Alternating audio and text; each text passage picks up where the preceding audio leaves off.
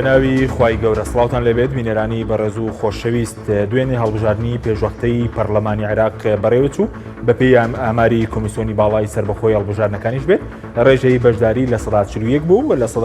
59 دەنگدەرانیش بایکۆتی پرۆسەکان کردووە. هەروە سەراسی لیستی یەکەمیش لیستەکەی موختەرا سەدر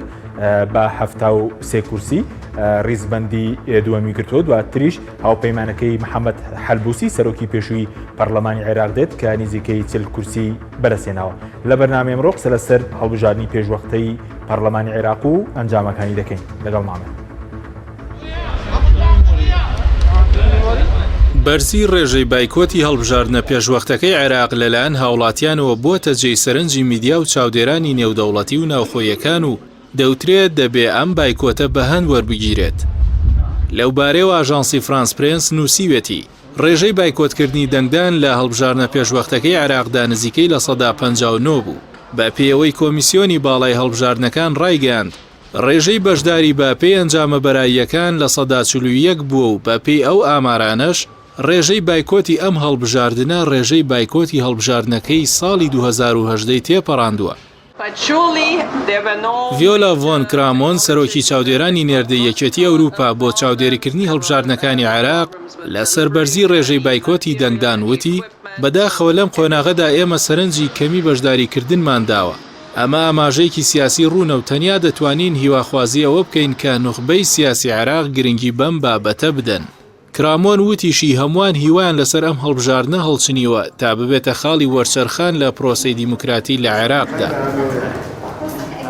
کۆمیسیۆنی باڵای هەڵبژاردنەکان ڕایگەاند بە پێیەوە ئامار و داتانەی گەیشتووەتەوە پێیان لە کۆی لە 94 وێزگەکانی دەنگدان ڕێژەی دەنگدان لە سەرتاسەری عێراق تەنها لە 41 بووە. بەمەش لە 159 هاوڵاتیان بایکۆتی پرۆسەکەیان کردووە کە ژمارەی دەنگدەران 9,077,779 کەس بووە. بەغدادی پایتەخت ڕێژەی بەشداری لە 31 بۆ 34 بووە. بەمەش بەرزترین ئاستی لەسەر ئاستی عێراق تۆمار کردووە. لە هەڵبژاردنەکانی پێشوەختەی عێراقدا 24,900,679 کەس مافی دەنگدانیان هەبوو کە تێیدا 3200 کاندید کێبڕکەی بەدەستهێنانی کورسیەکیان لە 329 کورسیەکەی ئەنجومەنی نوێنەرانی عێراق دەکرد. ڕاوتی سەدر لەسەر ئاستی عێراق زۆرترین کورسی پەرلەمانی بەدەستهێناوە. موقتەدا سەدر لە تویتێکدا پرۆسەی هەڵبژاردنەکانی بە سەرکەوتوو ناوبردو هیوای خواست ئەنجامێک بەدەستبێنن لە ڕێگەیەوە بتوانن پۆستی سەرۆگوەزیران بەدەستبێنن.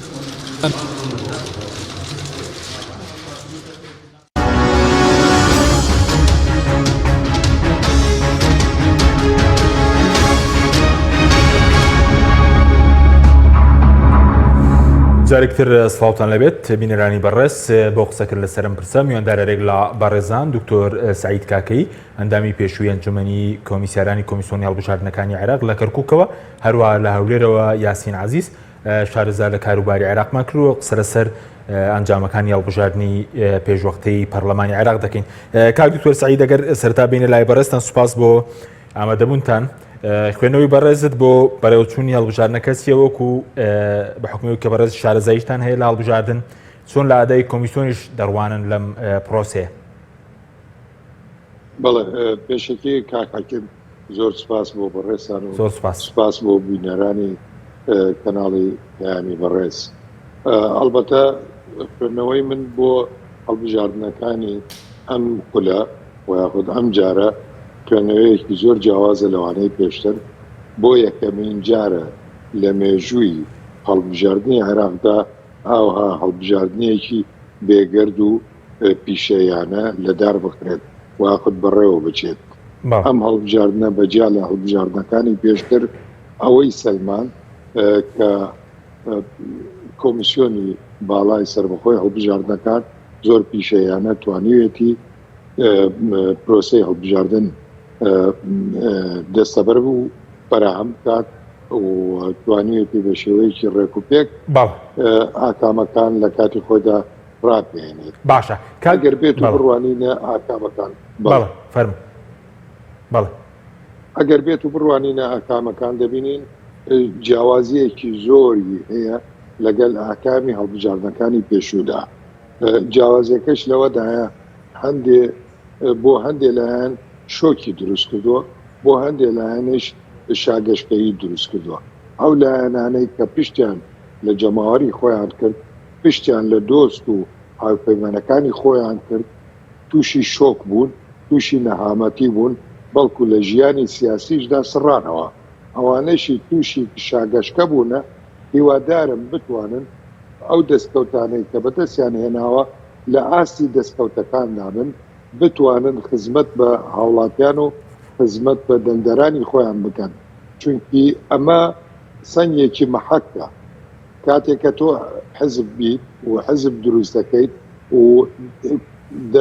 دەنگی دەنگدەر دەکەیتەوە، دەبێت لە ئاستی ڕەزامەندی و داخوازەکانی دەنگدەرا بیت. بەڵام هەر کاتێک ئەو ئاستە دەستەبەر نەکەیت، وەکو بزوتنەوەی گۆڕانت لێدێت و وەکو لایەنەکانی ترت لێدێت، بەتایبەت بەرەی نەسر کە پێشتر 41 کورسیان هەبوو، ئەمڕۆکە گەڕاونەتەوە سەر تەنها 4 گۆڕان پێشتر. بەڵێ سەبارەت بە حیزبە حکومڕانەکانی شێمە دەبینین حیزبی گەندەڵ هەیە، حکومڕان هەیە، هۆکاری چیەکەوان ژمارەی کورسیەکانیان زیاد کردووە لە کاتێکە ڕۆڵیان هەبووە لە چەساندنەوەی خەڵک لە سەرکوتکردنی ئازادی لە مەسەلەی موچەبڕین، دۆخی خزمەت گوزاری، هۆکارەکەی چیە؟ هۆکارەکان زۆرن. یەک لە هۆکارەکان ئەم حزبە دز و گەندەڵ و پیسخۆرانە توانیویانە کۆمەڵی کۆیلە بۆ خۆیان جێگیر بکەن لە شار و شارۆچکەکانی کوردستانە لە ڕێگای موچەی بێئەرزش و ناچاریان کردوون بۆەوەی کە لە کاتی دەنگدانە دەبێت دەنگ بە ئەوان بدەن. بۆ نمونە لە قەزای کەلارە لایەنێکی سیاسی ڕۆشتووە بۆ لای کۆیلەکانی خۆیان کە پێشتر موچەیان بڕابوو، موچەی 12 مانگی پێداون، پێوتونەوە فەرمەوە موچەی 12 مانگ و دەبێت دەنگم پێ بدەن، ئەگەر دەنگم پێ نەدەن واوتان لێکەم. ئەمە ڕووی داوە، ئەمە 3 ڕۆژ پێش هەڵبژاردن ڕووی داوە. خەڵکانێکی زۆر بەو شێوەیە موچەیان وەرگرتووە و ناچار کراون لە ڕۆژی دەنگدانە لە بەرژەوەندی ئەو لایەنە سیاسیە دز و گەندەڵ و چەورەخۆر و نۆکەری بێگانە دەنگ بدەن. باشە ئەگەر بێت و بڕوانیتە بارودۆخ، من ئەمڕۆکە لە کەرکووکم و لە ماوەی دوومانی ڕابردووشدا هەلێرە بوومە، خوێندنەوەیەکی تەواوم بۆ بارودۆخە سیاسەکە هەیە. دەبینین حزبێک کە لە 2018دا ئیدعایەوەی دەکرد کە بایکۆتی هەڵبژاردنەکانی کردووە، بەڵام لەو کاتەدا داوای لە دەنگدارەکانی کرد بڕۆن لە برەوەی دەنگ بە کاندیدێکی کورد بدەن، دەنگ بە کاندیدێکی مەسیحی بدەن و کاندیدە مەسیحیەکەیان دەرچوان و ئەمڕۆکە بە هەمان شێوە 2 کاندیدیان هێناوەتە پێشەوە، هەردوو کاندیدەکان دەرچوون و هیچم نییە بڵم تەنها پیرۆزبایان لێ دەکەم، بەڵام هاتوون لە بازنەی یەکە کە 5 کورسیە پشتگیریان لە کاندیدێکی عەرەب کردووە و ئەو کاندیدە عەرەبەیان سەرخستووە بەرامبەر بەوەی کە کاندیدێکی کورد دەبوایە سەرکەوتە. بەڵێ سوپاس دەکەم دکتۆر دەگەڕێم وڵات. بەڵێ سوپاس دەکەم دکتۆر دەگەڕێم وڵات. دەچینە هەولێر لای مامۆستا یاسین. مامۆستا یاسین سوپاس بۆ بەشداری بەڕێزت. دەمەوێت خوێندنەوەی بەڕێزیش بزانم سەبارەت بە ئەنجامی هەڵبژاردنەکەەوە و تایبەت لە سەر ئاسی عێراق بڵێن گۆڕانکاری زۆری دروست کردووە لە نێوان هێزە گەورەکان لە سەر ئاسی عێراق، ئەوەی کە بڵێن سەدر ئێستا باز لەوە دەکرێت بڵێن 73 کورسی پەرلەمانی عێراقی مسۆگەر کردووە لە کاتێکا پێشتر خاوەنی 54 کورسی پەرلەمانی عێراق بوون.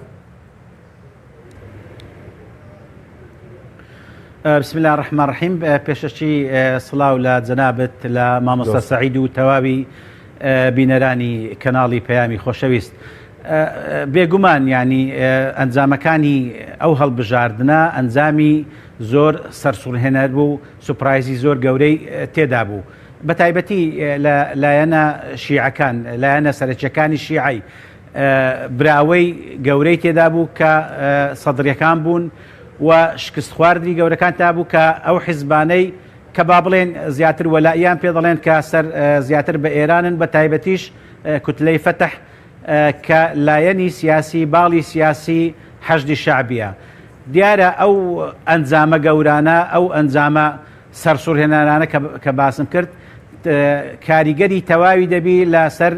خاریتەی سیاسی لە عێراق. یعنی ئەگەر ئەو ئەنجامانەوا بڕوە بەبێ هیچ تانەیەک بەبێ هیچ گۆڕانکاریەک، پێم وایە گۆڕانکاریەکی گەورە لە عێراق لە ڕێگای ئەنجومەنی نوێنەران دروست دەبی کە نەمانی هەژمونی هەندێک لایەنی شیعی کاریگەر هەبوو کە پێشتر دەیانتوانی زۆر بڕیار و زۆر هەڵوێست بسەپێنن یان بڕوێنن لە ناو ئەنجومەنی نوێنەرانی عێراق. باشە بە سەبارەت بە مالکی شۆکاری سێبازەوەکەویش دەنگەکانی زیادی کردووە لە 26 کورسی بۆ 37 و بڵێن 38 کورسیار وا سەرۆکی پێشووی پەرلەمانی عێراق محەممەد حەلبوسی هاوپەیمانەتەکەی ئەوانیش کورسەکانیان بۆتە چل کورسی ئەوانیش زیادیان کردووە بڵێن؟ بڵێ خۆی هەردووچیان چ بەڕێز نوری مالکی چ کوتلەی بەڕێز محەممەد حەلبوسی پێم وایە ئەو دوو کوتلەیە ئەو دوو لایەنە هەتا ئەو دوو کەسایەتە زۆر لەژێر هەژمونی وڵاتانی دیکە نەبوون بە ئاستی لایەنەکانی تر. بۆیە پێم وایە مەسەلەن تەفاهم لەگەڵیان یان مامەڵەکردن لەگەڵیان ئاسانتر بێ لەگەڵ لایەنەکانی تری کە چەکدار بوون. ڕاستە بەڕێز مالکی پێشتر پەیوەندی باشی هەبووە و ینی لەژێر کاریگەری خەڵکیتر، بەڵام لەو قۆناغی پێم وایە مالکیش باش تێگەیشت کە مامەڵەکردن لەگەڵ لایەنەکانی تر و بوونی وەکو کاریگەرێک شخصەی کاریگەر لایەنێکی کاریگەر پێویستە نەرمێکی بنوێنێ بەرامبەر هەم دەکشت. پێم وایە مالکی لەو دوایانە هەتا بەرامبەر کوردیش کە زانیمان چەند ساڵی پێشتر زۆرتون بوو نەرمێکی چاچی نوان بەرامبەر عەرەبی سوننا هەتا بەرامبەر تەیاری سەدریش کە ئەوان بینیان هەرخۆش نەبووە لە ساڵانی پێشوش. بۆیە پێم وایە بەدەستهێنانی کورسی باش چ لەلایەن مالکی چ لەلایەن حەلبوسی کاریگەری ئیجابی دەبی لە دوا ڕۆژی کوردستان و ببوورە عێراق و پێکهێنانی حکوومەتی داهاتووی عێراق. باشە دواتر گرم وە لای بەڕێز مامۆستاسین دکتۆر سعید سەبارەت بە هەر حیزبە گەندەڵەکان بەتایبەت کوردستانیشەوە پێ دوایە جێی تێبینیە کە سەرڕایە و هەموو گەندەڵی و نەعادالەتی و بەرتەسکردنەوەی ئازادی بڵێن کورسیەکانیان هەندێکیان کورسیان زیاد کردو هەندێکیان تقریبان کورسیەک ئەگەر کورسێکیان کەم کردە بێ حیزبە دەسەڵاتدارەکان تێبینی چی بوو بەڕێزت؟ بەڵێ وەکوتم یەک لە بەڵێ بریتی بووە لە تۆقاندنی دەران تۆقاندنی هەوادار و پۆیلە و ئەندامەکانی خۆیان بۆی ئەگەر بەشداری نەکەن یعنی زەرێکی گەورە دەکەن. تەنانەت بینیمە لە گرتەی ڤیدیۆییدا هاوڵاتیان هێنا بۆ سەر تەلەڤیزۆن دەگریا و دەپەڕایەوە کە بڕۆن دەنگ بدەن بەتایبەت لە شەقامەکانی کەرکووکە ئەگینە شۆفێنیستە عەرەبەکان وامان لێ دەکەن و وامان لێ دەکەن و وامان لێ دەکەن یان گەمەکانیان دیار بوو. ئەوەی بۆ من سەرنج ڕاکێشە و جێی داخە بەرەی وەکو چۆن دەڵێن لە نێوان دوو کەوانەدا بەرەی بایکۆتە. ئەم بەرای بایکۆتە کاتێککە هەڵوێستیان وەرگرت لەوەی کە دەنگ نەدەن بەشداری پرۆسەی دەنگدان نەکەن لەوە بێئاگا بوون کە ئەم دەنگ نەدان و بەشداری نەکردنیان لە پرۆسەی دەنگداندا لە قازانجی حیزبە گەندەڵ و دز و پیسخۆرەکان هەشتێتەوە. هەر بۆیە دانیشتنیان لە ماڵەوە بایکۆتکردنی پتر لە 160 دەنگدەران بە قازانجی حیزبە گەندەڵ و پیسخۆرەکانە شکایەوە. هەر ینی کاتێکە لە ماڵەوە دادەنیشی دەنگ نادەیت دەرفەت دەڕەخسێنی بۆ ستەمکار بۆ ئەوەی ئەو کاندیدی خۆی بەرێتە پێشەوە بمێنێتەوە لە جومگەی دەسەڵاتە. ئەمە ینی زۆرێک ئەڵێن ئەمە سزادانی دەسەڵاتە نەخێر بە پێچەوانەوە سزادانی دەسەڵات نەبوو بەڵکو پێشکەشکردنی دەستە گوڵێکی ڕەش و ناشرین بوو بۆ مانەوەی حیزبە گەندەڵ و دز و پیسخۆر و ستەمکارەکان. بڵێ باشە بەس سەبارەت بووی کە دکتۆر ڕێژەی بەشداری بڵێن لە سەڵات 41 بۆ 40 بوو لە سەراسی عێراق ڕێژەیەکی کەمە کە لە کۆی 24 میلیۆن 9 میلیۆن دەنگ دەردەنگی دابێ. قوربان کاک حەکیم ئەگەر بێت و بڕوانیتە من وەکوتم لە سەرەتاوە دەستخۆشیم لە کۆمیسیۆن کرد بەڵام کۆمیسیۆنیش میکانیزمێکی بەکارهێنا کە غیرە دەستوری و غیرە قانونیە چونکی لە دەستوردا دەستنیشانی دەنگدەری کردووە ئەوەی کە تەمەنی 18 ساڵ و سەروترە ئەمە دەنگدەرە جا کارتی دەنگدانی بایۆمەتری هەبێت یا ئەلکترۆنی بە دەنگدەر حسابەکرێت تۆ دەبێت ژمارەی ئەو دەنگدەرانە وەرگری کە پتر لە 26 ملیۆنە و لەو 26 ملیۆنە چەندی بەشداری کردووە کە 9 ملیۆن و 7,000 کەسرێکە ئەمە لە خۆیدا پێمان دەڵێ چی دەڵێ ڕێژەی بەشداری بووان لە پرۆسەی دەنگدانە لە سەروی لە 136 نەبووە ئەمڕۆکە کە لە سەروی 146 پیشانداوە کۆمسیۆن بە حکمی ئەوە بووە ئەو دەنگدەرانەی کە لە لیستی دەنگداندا ناویان هەبووە یعنی لە 106 دەنگدەران خۆیان تۆمار نەکردووە ئەی باشە ئەم لە 106 بووە هەژمار ناکرێت بۆ حساب ناکرێت یعنی خۆی لە خۆیدا گەمەیەکە بۆ ئەوەی ورەی سیستەمە سیاسی و لایەنە سیاسیەکان بەرزکەرەوە لە واقعدا لە 136 دەنگدەران بەشداریان کردووە نەک لە 141 بە هەر حاڵ دەگەڕێمەوە پرۆسەکە بێخەوش بوو پرۆسەکە پرۆسەیەکی شەفاف و پیشەیی بوو یعنی ئەمە یەکەم جارە نەک تەنها لە دوای 2003 بەڵکو لە ساڵی 1968ەوە تا ئەمڕۆکە پرۆسەیەکی وا بێگەرد بڕێوە بچێت ئەگەر ڕێم و ئەڵێم ئەوەی کە هۆکاری سەرەکی بوو بۆمانەوەی ئەم دوو دەسەڵاتەوە بۆ پوکانەوەی لایەنی تر دەنگدەری بەناو بایکۆتکار بوو ئەم دەنگدەرانە دەستە گوڵێکی ناشرینیان پێشکەشی دەسەڵات کرد بۆ ئەوەی چاوسێنەرەکان و ستەمکارەکان لە دەسەڵاتدا بمێننەوە بێ ئەوەی بزانن کە ئەم کارەیان دژی بەرژەوەندی خۆیانە پێشەوەی دژی بەرژەوەندی لایەنەکانی تر بێت سپاس دەکەم کاکتۆر مامۆستا یاسین سەبارەت بە سیناریۆکانی داهاتووی پێکەنانی حکوومەت پێ دوایە چۆن دەبێ کێ چانسی هەیە یاخود بڵین هەر لە ڕووە قانونشەکەیەوە گەورەترین بڵین کوتەی ناو پەرلەمان یاخود گەورەترین بڵین لیستی براوی هەڵبژاردنەکان کامیان ئەوە مافیەوانەیە کە سەرۆکوەزیران پێشکەش بکەن بڵێ ئەمە پێش چەند ڕۆژێک و چەند جار بەڕێز موقتەدە سەدر ینی بە ئاشکرایی باسی کرد کە سەرۆکوەزیرانی داهاتووی عێراق دەبێت لە نێو کوتلەی سەدری بێ ئەوەش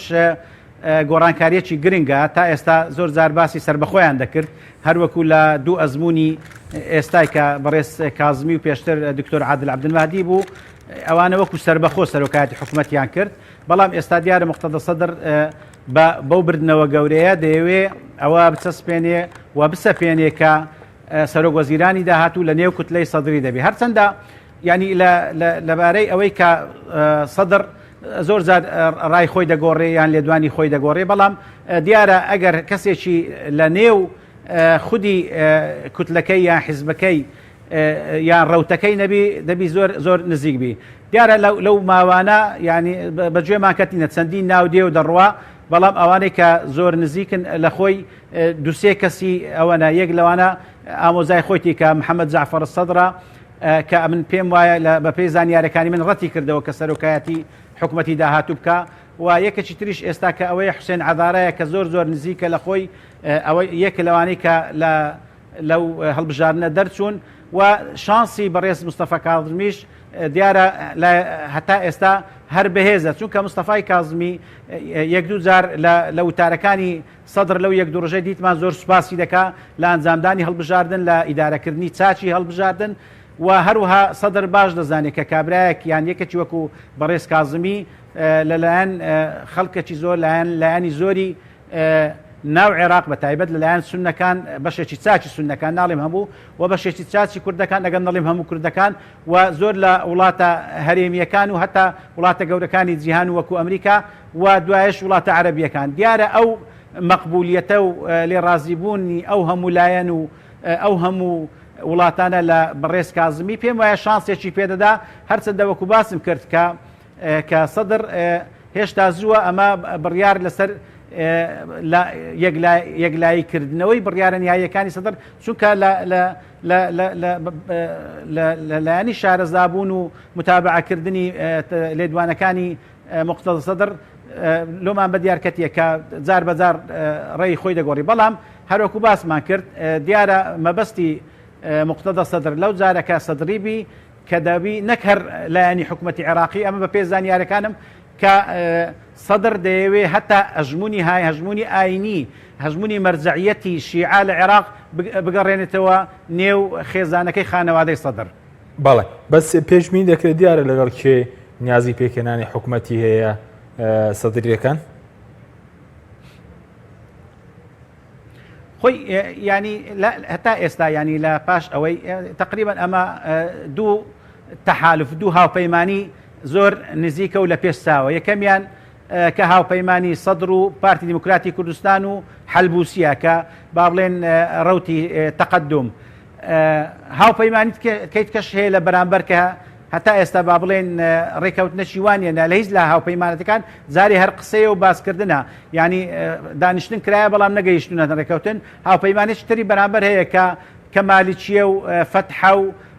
خەمیس خەنجەرە وەکو ڕەوتی عەزم و یەکێتی نیشتیمانی کوردستانە لە کوردستان ئەوە ئەگەر لایەنە کوردیەکان بە یەک هەڵوێست و بە یەک ڕێی نەست لە بەغدا ئەوە دیارە دابەشبوونێکی خراپ دەبی لە نێو لایەنە کوردیەکان کە هیوادارم کورد بە کەمی و بە زۆری کورسیەکانیەوە بە یەک هەڵوێست بسێتە بەغدا تاکو بتوانی پاراستنی هەرێمی کوردستان قەواری هەرێمی کوردستان لایەنی هێزی کوردی لە پێکهاتن چونکە لە هێزال ئەمە دەبی بزانین کە گرفتی زۆر هەڵواستراومان هەیە لەگەڵ بەغدا یعنی بە دوو قسەی خۆش و بە دوو زیادکردنی دوو کورسی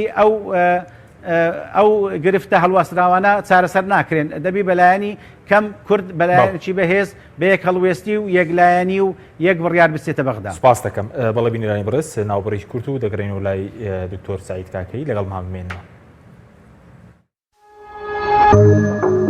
تۆپ ئارت تاکە بریکاری تۆڕی میدیایی کۆمەڵ بۆ بەرهەمهێنان و بڵاوکردنەوەی ڕێکلام.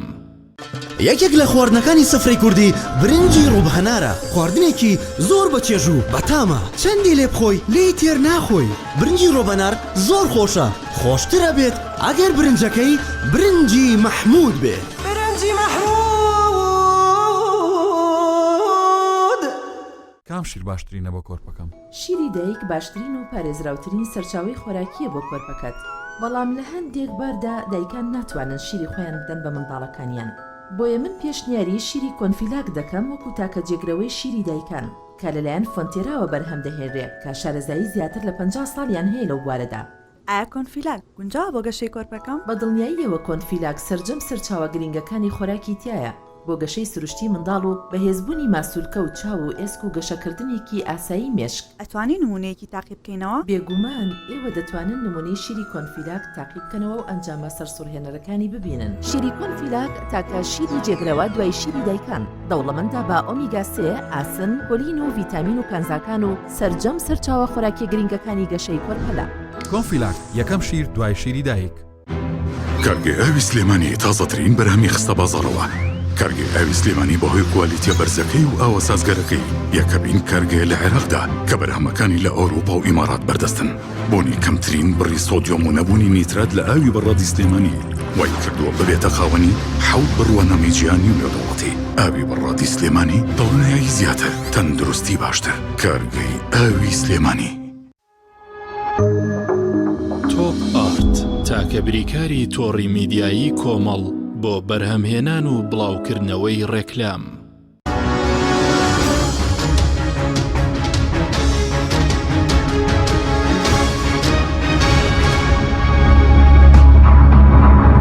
جارێکتر سڵاوتان لەبێت بینەرانی بەڕێز. کاک دکتۆر سعید سەبارەت بە ئەنجامی کۆتایی هەڵبژاردنەکان ئێستا کۆمیسیۆن ئەنجامی بەرایی ڕاگەاندووە ئەی بەپێی یاساکەکەی بڵێن ئەنجامی کۆتایی ئەو ئەنجامانە دەبن ئەنجامی کۆتایی؟ بەڵێ لەم ڕۆکەوە تا سێ ڕۆژی تر کۆمیسیۆن هەر گازندەوە یاخود تانەیەکە بێت وەری دەگرێت و بەپێ و گازندە و تانانە هەڵسەنگاندن بۆ ئەو تانە و گازندانە دەکات و دەینێرێتە دادگای فدراڵی بۆ ئەوەی ئاکامەکە ساک بکاتەوە. بەرحاڵ حاڵێک هەیە زۆر گرنگاویش لە پارێزگای کەرکووک و بەتایبەت لە بازدەی یەکە بازدەی یەک وەکوتم ئاماژەم بۆی کرد کاندیدێکی عەرەب سەرکەوتەوە بە پشتگیری و بە دەنگی پارتی دیموکراتی کوردستان. بەڵام لە هەمان کاتە گەر بێت و بڕوانیتە کاندیدەکانی تر دەبینی کاندیدێکی تر کە بە کۆتا مستحقی ئەو شوێنەیە ئەویش کاندیدی یەکێتی نیشتمانی کوردستانە ئەو یاخود هاوپەیمانی کوردستان بەناوی ئاڵا تاالبانی ئەو دەتوانێت دانە لە ئاکامەکان بدات و خۆی بەرزکاتەوە بۆ ئەوەی ئەو جێگایە بگرێت بە حکومەوەی کە کۆتای ئافرەتە چونکی دیلان غەفور بە دەنگی خۆی چۆتە سەرکەوتووە کەواتە وەکو کۆتا ئەوەی کە دەنگی کەمتر بێت لە موهیمن حەمدانی دەتوانێت ئەو داوایە بکات و لێرەدا ژمارەی کورسەکان لە 6ەوە بەرزە بێتەوە بۆ 7 بەڵام ئەگەر ئەو تانەیە نەبێت هەر بە 6 دەمێنێتەوە و دیارە ململانەیە و ناکۆکەکانی ناو سەرکردایەتی یەکێتی دەبێتەوە هۆکارێک بۆ دەستبەرداربوون لە کورسیەک ئەگەر ئەو تانەیە لێ نەدرێت. باشە بەس دکتۆر خۆت پێشبینی دەکرد بۆ نمونە یەکێتی خۆی بۆ کێشە ناوخۆن ئێستا 2 کورسی تقریبا لە پەرلەمانی عێراق کەمی کردووە ئەو پارتی زیادی کردووە پێشبینی دەکرد سەرڕێ و هەموو حکومڕانی خراپە ئاوا هاوکێشەکە بەم شێوەیە بێ؟ قوربان من ئەگەر بێتە بیرێت پێش 6 مانگیش بەڵکو بگرە پێش ساڵێکیش وتم فرە بازنەی لە بەرژەوەندی کوردایە کورد لایەنی کەم لایەنی کەم 3 کورسی زیاتری دەسەکەوێت و هەرواش دەرچوو لە پارێزگای سەلاحەدین کورد کورسیەکی بەدەستێناوە لە پارێزگای دیالی کورسیەکی بەدەستێناوە زیایە لە پارێزگای نینەوە کورسیەکی بەدەستێناوە ئەگەر ئەم ململانێ ناوخۆی ناو یەکێتی نەبێ بێگومان کورد کورسیەکی تر لە کەرکووک دێنێ لە بری 6 کورسی دەبێتە 7 کورسی واتە ئەم فرەبازنەیە لە قازانجی کووردە نەک لە قازانجی من باسی حەزب ناکەم باسی کوورد دەکەم بەڵام وەکو حەزب بایکۆت ئەوەی سلمان کە لەگەل مانەوەی ئەم دەسەڵاتان پیسخۆر و گەندەڵ و دزانن لەگەل ئەوەدان جورئەتی ئەوەیان نییە کە گۆڕاکاری بکەن بۆیە لایەنێکی زۆر لاوازیان سزادا لە بەرژەوەندی 2 هێزی زەبەلاحی گەندەڵی پیسخۆر و ستەمکار بڵێ. باشە دکتۆر گیان سەبارەت بەو لایەنەی کە سکاڵان هەیە بۆ نمونە لە هەولێر 2 لایەن بۆ نمونە ئەنجامەکانیان ڕەت کردوێتەوە سکاڵاکە نەتیجەوی دەبێ ئەگەر بڵێن یاخود سکاڵا چۆن وەڵام دەدرێتەوە لە کۆمیسیۆن؟ بەڵێ 3 جۆر سکاڵا هەیە سکاڵای سەوزەیە سکاڵای زەردەیە و سکاڵای سوورەیە ئەگەر سکاڵاکە گەشتە ئاستی سوور ئەو کاتە بە بەهەند وەردەگیرێت و لێکۆڵینەوەی لەسەر دەکرێت و یەکلا دەکرێتەوە بەڵام ئەگەر سکاڵای زەرد بوو ئەو کاتە سکاڵاکە دەکەوێتە بەر ینی شیکردنەوە بەڕەسی و بزانە نایە سکاڵەکە قورسایەکەی چەندە بۆ ئەوەی بە بەهەند وەرگیرێت ویا خۆت ئەگەر بە بەهەند وەرنەگیرە فرامۆشەکرێت هەرچی سکاڵای سەوزیشەوە خۆی لە خۆیدا فرامۆشکردنی سکاڵاکەیە. باشە بە سکاڵای سوور وەکوتم گیان سکاڵای سوور چییە یعنی چی تێدایە؟ سکاڵای سوور ئەوەیە کە بەڵگەکان بەڵگەی هاشا هەڵنەگرن و دەبێت پیاچوونەوەی بنەڕەتی بۆ بکرێت و ئەوەی کە سکاڵاکەی بەرز کردوێتەوە مافی بۆ بگێڕێتەوە. بەڵێ سوپاس دەکەم دەگرم وڵات دواتر کاک مامۆستا یاسین سەبارەت بە دابەشکردنی پۆستەکان پێدوای ئەم جارش نەخشەکار بەم شێوەیە دەبێ سەرۆک وەزیران بۆ شوێ بڵێن سەرۆک کۆمار بۆ کورد و سەرۆکی پەرلەمانیش بۆ سونەکان بێت؟ بەڵێ کاک حەچێن پێم وایە ئەو دابەشکردنە هەر بەردەوام دەبێ بۆیە مەسەلەن شیعە پۆستی کە سەرۆک وەزیران وەردەگری بۆیە تێبینیمان کرد زۆر جار جەمالی بوو کە بەڕێز مقتەدە سەدر پێداگیری دەکات لەسەر سەرۆکایەتی وەزیران بۆیە هە لەلایەنی شیعە دەمینێ کوردیش پێم وانیان چ پارتی چیەکێتی کە دوو براوی گەورەی لایەنە کوردیەکانن کە تەنازولکەن لە پۆستی سەرۆکایەتی کۆمار گرفتەکەی لێرە بینی کورد ئایا کامیان پۆستی سەرۆک کۆمار دەبن بەڵام وەکو کورد پێم وایە سەرۆکایەتی کۆمار هەر لایەن دەمینێ و عەرەبی سونەش سەرۆکایەتی پەرلەمانیان لەلا دەمینێ پێم وانە گۆڕانکاریەکی وا بکرێت لە نەوعی لە جۆری ئەو پۆستانەی کە لەلایەن ئەو لایەنانە دەبێت شیعە چ عەرەبی سونە چ کورد بۆیە ئەو سێ لایەنە هەر دەمینێ بەڵام گرفتەکان دەمینێ لەسەر ئەوەی کە پۆستانە بۆچێ یەکلایی دەبتەوە کە دەبی زووترین بەپێی یاسا زووترین پۆستی سەرۆکایەتی کۆمار یان یەکەم جارکە ئەنجومەنی نوێنەران تەواو ئەنجامەکان تەواو کۆتایی دەبن ئەنجومەنی نوێنەران بۆ ماوەی مانگ دانیشی و سەرۆک کۆمار هەڵبژێرێ پاشەوی گفتوگۆ و وتوبێژەکان دەست پێ دەکە بۆ سەرۆکایەتی وەزیران کە پێم وایە من ئەو جارە دیسان چەند مانگێکی دوور و درێژ دەخایێنێت تا حکوومەتی نوێی عێراق ئەوە بکرێت تەشکیل بکرێت باشە بەس سەبارەت بە لایەنە کوردیەکان کەم جارۆک و دکتۆر باسی کرد بۆی بایکۆتەوە بڵێن حزب دەسەڵاتدارەکان هەندێکیان کورسیان زیادی کردنیشان کورسیە بڵێن دوو کورسی کەمی کردووە وەکو پۆستی سەرۆک کۆمار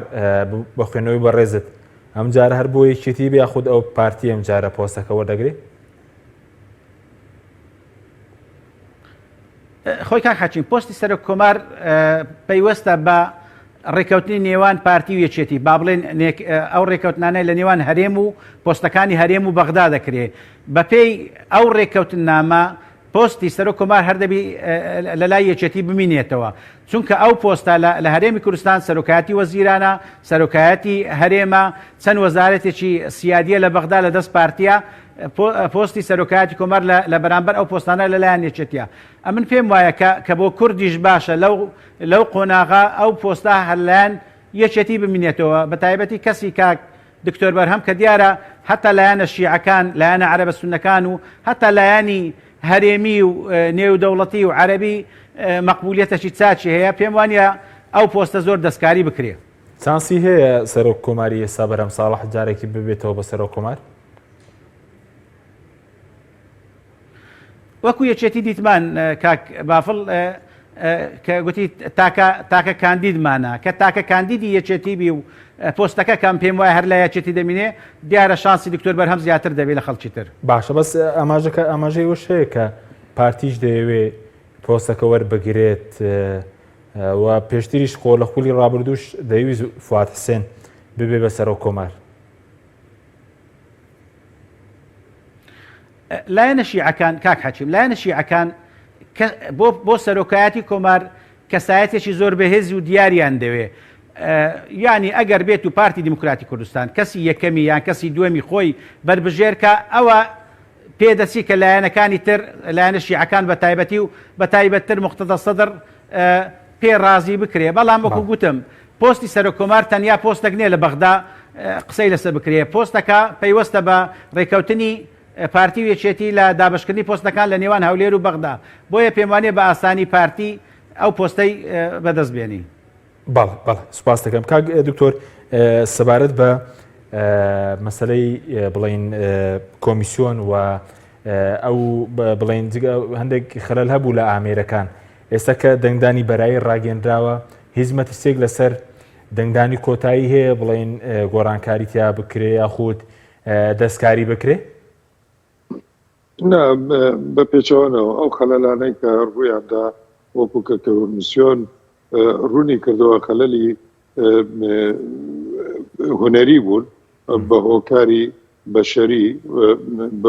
بە هۆکاری مرۆیی جا ئەو خەلەلانە هیچ کاریگەریەکی نەرێنیان نەبوو لەسەر ئاکامەکان بەڵێ لە هەندێشن و لە هەندێ وێزگە و تەنانەت لە هەندێ بنکەشدا پرۆسەی دەنگدانی دواخست بۆ نیم سەعاتێک و یاخود سەعاتێک بەڵام بەگشتی بە شێوە گشتێکە هیچ کاریگەریەکی نەبوو لەسەر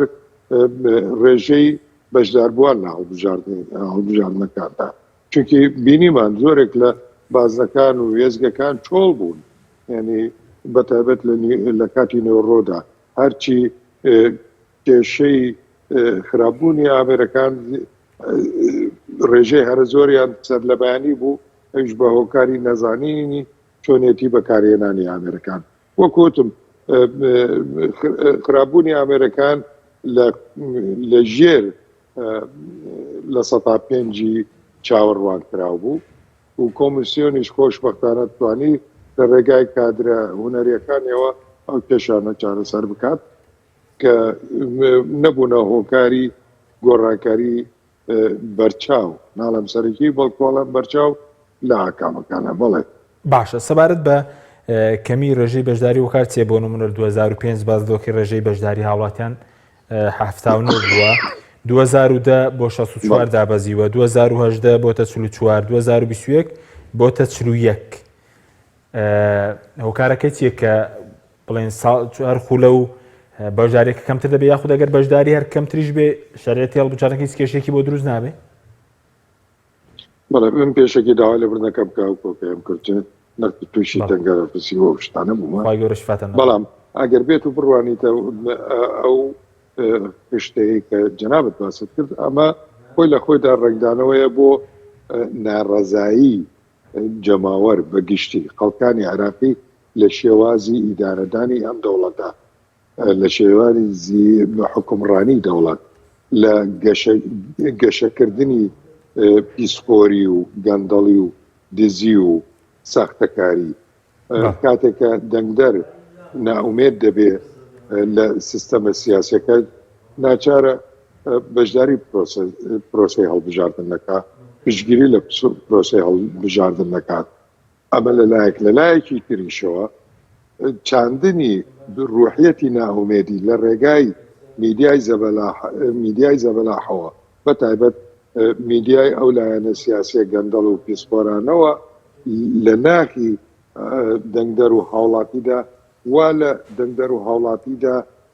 دەکات کە لە ماڵەوە بمێنێتەوە بەشداری پرۆسەکە نەکات ئەمەش بە قازانجی خۆی دەشتێتەوە واتە بە قازانجی دەسەڵاتی پیسخۆر دەشتێتەوە دەسەڵاتی ستەمکار دەشتێتەوە چونکی دەسەڵات بتەوێ نەتەوێ ئەوەی کە زانراوە و لە توێژینەوە ئەکادمیەکانە باسیش کراوە ڕێژەی ئەوانەی کە ئەندامی حزبەکانن بە بەراورد لەگەڵ دەنگدەرانە لە 150 دەنگدەر دروستەکات عفو ببورە لە 115 دەنگدەر دروستەکات واتە لە 185 دەنگدەر حزبی نین لەوانەیە لە 105یان هاودەر بن هاودەنگ بن و خود هەوادار بن بەڵام لە 180 حزبی نین و هەوادەری حزبەکان نین ئەمانە ئەم حزبانە کاریان لەسەر دەکەن بۆی لە ڕێگای شەڕی دەرونیەوە بۆی دوورە پەرێز بن لە پرۆسی هەڵبژاردن بۆی بەشداری نەکەن بەوەی کە هەرچی ناشرینە لە میدیاکانەوە کەیانی پیشان دەدەن میدیای وایان بۆ دەخڵکەنین کەناڵی تەلەڤیزیۆنی وایان بۆ دەخڵکەنن کە هونەری بێ ئەرزش هونەری بێپەیام پێشکەش بکەن و یاخود خوو ڕەوشتی ناڕەوا و کوردانە بە خەڵکەکە بگەێنن بۆی خەڵکەکە ینی گۆشەگیر بێت و خەڵکەکە چاو لەو کەناڵانە بکات و چاو لە کەناڵەکانی تر نەکات کە مەبەستی ڕۆشن بیرکردنی دەنگدەرە کە مەبەستی گەیاندنی پەیامە بە دەنگدەر ئێمە هەمومان دەزانین کە ئەگەر بێت و بڕوانینە کەناڵە کوردیەکان ئەوانەی کە بینەری کەناڵی صاحب پەیامن و بەتایبەت وەک کەناڵی پەیامی بەڕێستان کەناڵە پاوەند قورسایەکانی تر یعنی بە بەراورد لەگەڵ کەناڵەکانی تر کەمترە ئەمەش دەگەڕێتەوە چی دەگەڕێتەوە ئەو سیاسەتە ناڕەوا و ناشارستانی و نامەدەنیەی کە دوو حزبە زەبەلاحەکە پەیڕەوی دەکەن بەرامبەر هەپروون بە هەپروونکردنی دەرونی هاوڵاتی و بەتایبەت دەنگدەر. سوپاس دەکەم دکتۆر ماوە سیاسین کاتمان زۆر کەمەوە سەبارەت بەوەی کە نەتیجەی هەڵبژاردنەکە بەڕێز وتت گۆڕانکاری زۆر لە نێوان هێزە شیعەکان ڕوویدا و ڕەنگە ئێستا هەتا عەبادی و حەکیمیش کە بەیەکەوە دابەزی بوون پێشتر سەر و چل کورسی وێستا کورسەکانیان کەم بۆ تۆڵە ناکۆکیش دروست بووە ناکۆکی دروست کردووە ئەنجامی هەڵبژاردن ناوخۆیانە ڕاستە کاک حەچیم و عەبادی نزیکن لە سەدر و حتا نزیکن لە لایەنەکانی تری چ عەرەبی سوننە و چ کورد ڕاستە ژمارەی کورسەکانیان زۆر دابەزیە بەڵام پێم وایە کە مقتەدە سەدر یان لایەنەکانی تر نەوعەنما ڕازیان دەکەن بەڵام ئەوە دیارە لایەن ینی شەقامی شیعی زیاتر سزای ئەو کەسانەی داوە کە خەریکی تیجارەت و خەڵکی خۆیان نزیک لەوەیاتی لەبیریش نەکریانی وەکو بۆ زانیاریتان کە حەچیم لەو ماوەی دوایی خۆی زۆر نزیک کردەوە لە هادی عامری و لەو لایەنانەی کە حەشدی شعبی بەڕێوە دەبەن و داوای کرد چەندین خەڵکی نزیک خۆی لە شوێنی گرنگ و هەستیار دابمەزرێن بۆیە پێم وایە شەقامی عێراقی بە تایبەتی شەقامی شیعی زیاتر سزای ئەوانیشیدا لەگەڵ ئەوانی تر هەرچەندان پێم وایە کە وەکو باسم کرد کە ئەوانە پەیوەندیان تا ئێستاش باشە چ لەگەر سەدر چرگە لایەنەکانی تر و ئەگەر ئەوانش پێداچوونەوەی چاچی خۆیان کەن پێم وایە تۆزە شکریان هەندێک ژمارەکانیان لە داهاتوو باشتر بکرێ بەڵام دیارە لە بابڕێن لە هێڵی سەرەکی وتوێژەکان ئەوانە ئەو کاریگەریان نابێت کە وەکو پێشتر هەیان بووە بەڵێ زۆر بە کوردی سەبارەت بە خۆپیشاندانەکان بزانام بڵێن گروپی تشرینیەکان دە کورسی پەرلەمانی عێراقیان بەدەستێنەوە بە کورتی بێ سپاس دەکەم بەڵام گروپی تشرینەکان بەداخەوە ئەگەر زیاتر بەشداریان کرد با پێم وایە کە کاریگەریان باشتر دەبوو ژمارەی کورسەکانیان زیاتر دەبوو هەتا دەیانتوانی لە نێو ئەنجومەنی نوێنەرانی عێراق ئەوە بێ بەڵام ئەو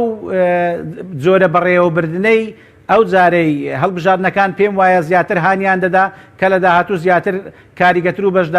بەشداری باشتر بکەن